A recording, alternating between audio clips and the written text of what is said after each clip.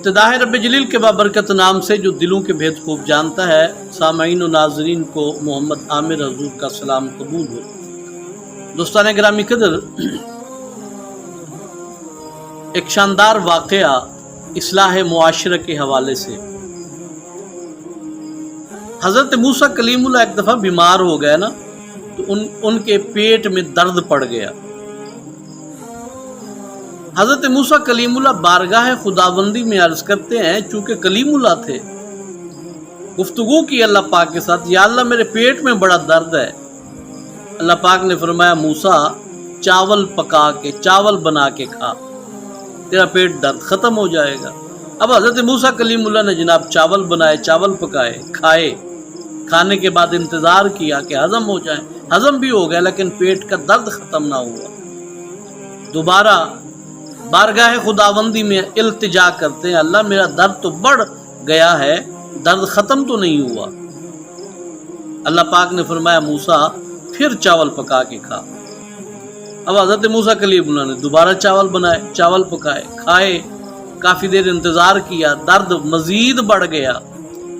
जब दर्द मज़ीद बढ़ गया ना, तो फिर बारगाह खुदाबंदी में तीसरी मरतबा अर्ज़ करते हैं, इलाहुल आलमीन मेरे पेट में तो बड़ा शदीद दर्द है। अल्लाह पाक ने फरमाया, फिर चावल पका के खाओ। अब हमारे मुआशरे का, हमारे इलाके का या पाकिस्तान का ही कह लें, अगर कोई डॉक्टर होता, दवाई लेने जाते कि फ़लाँ बीमारी है, वो एक सिरप गोलियां वगैरह पकड़ा देते, तो जब आराम ना आता वापस जाते, बीमारी को समझने के बजाय वो जनाब सिरप भी तब्दील कर देते, वो गोलियां भी तब्दील कर देते। उनके तो पैसे खरे हो रहे होते हैं, अवाम की जनाब वो चमड़ी उधेड़ रहे होते हैं। बहरहाल अल्लाह पाक ने फरमाया, तीसरी मरतबा के चावल बना के खाओ।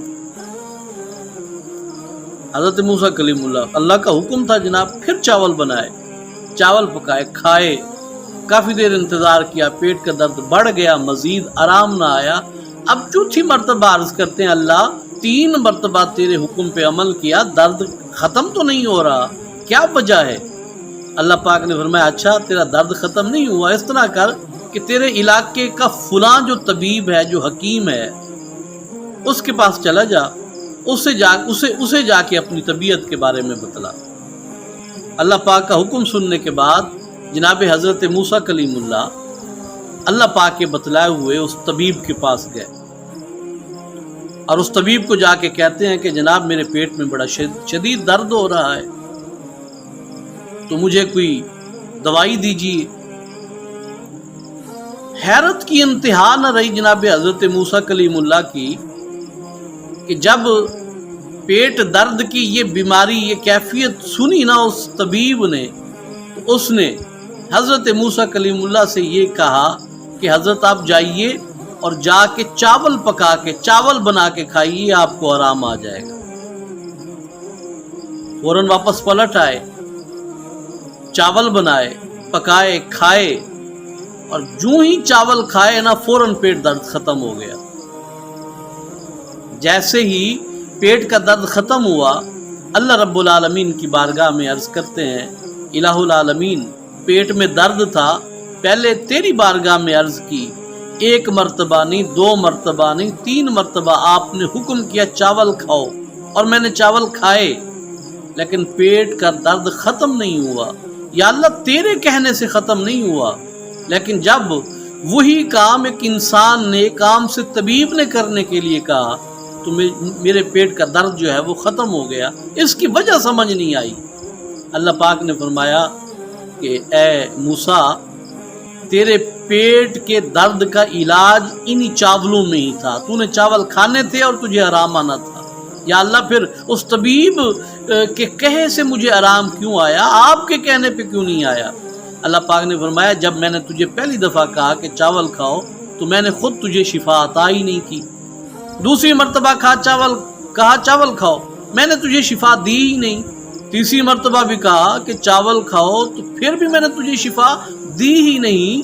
मूसा, मैं शिफा देता तो तुझे आराम आता, या अल्लाह फिर उसके कहे क्यों आराम आ गया, तबीब के कहने पे मुझे क्यों आराम आ गया?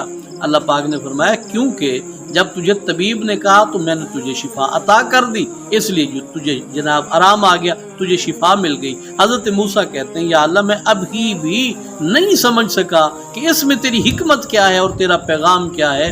اللہ پاک نے فرمایا موسیٰ اگر تیرے پیٹ میں جب درد ہوا تھا اور تو نے مجھ سے التجا کی تھی، تیرے کہنے پہ اگر میں تجھے فوراً آرام دے دیتا تو پھر اس طرح کے یہ جو طبیب لوگ ہیں، یہ جو حکیم لوگ ہیں، پھر ان کے پاس تو مریض کوئی بھی نہ جاتا، یہ تو بھوکے مر جاتے، ان کی تو روزی روٹی ہی ختم ہو جاتی۔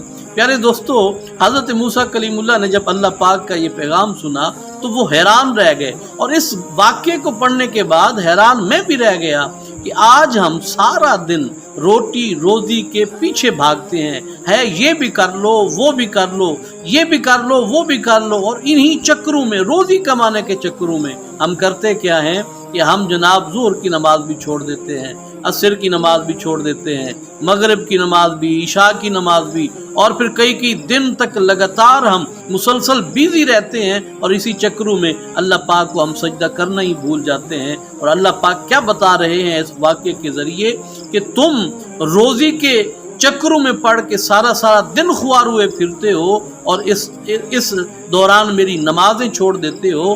دیکھو میں اللہ اپنے بندوں سے اتنا پیار کرتا ہوں کہ میں نے تو ہر بندے کے لیے رزق کے ذریعے مقرر کیے ہوئے ہیں۔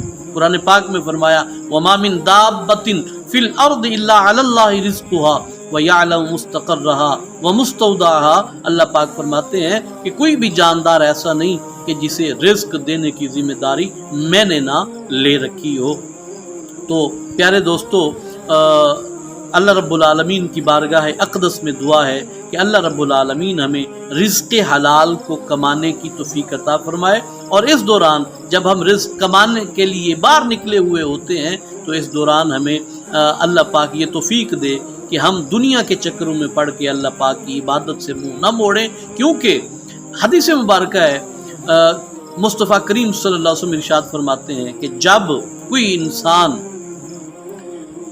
مصروفیت کو جواز بنا کے، بہانہ بنا کے اللہ پاک کی عبادت نہیں نہ کرتا، نماز کو چھوڑ دیتا ہے، تو پھر اللہ پاک ناراض ہو کے اسے فارغ ہونے ہی نہیں دیتے، اسے ایک سے دوسری میں ڈال دیتے ہیں، دوسری سے تیسری میں ڈال دیتے ہیں، بس وہ پھر پھنسا ہی رہتا ہے، وہ اٹکا ہی رہتا ہے، وہ مصروفیت میں ہی مبتلا رہتا ہے، اللہ پاک پھر اسے اپنی بارگاہ میں آنے ہی نہیں دیتے۔ تو لہٰذا اللہ رب العالمین کی بارگاہ اقدس میں دعا ہے کہ اللہ پاک ہمیں نیک اعمال صالحہ اختیار کرنے کی توفیق عطا فرمائے۔ ویڈیو کیسی لگی ضرور بتائیے گا، اپنا ڈھیر سارا خیال رکھیے گا، نئی ویڈیو ملیں گے، تب تک کے لیے مجھے اجازت دیجیے۔ السلام علیکم ورحمۃ اللہ وبرکاتہ۔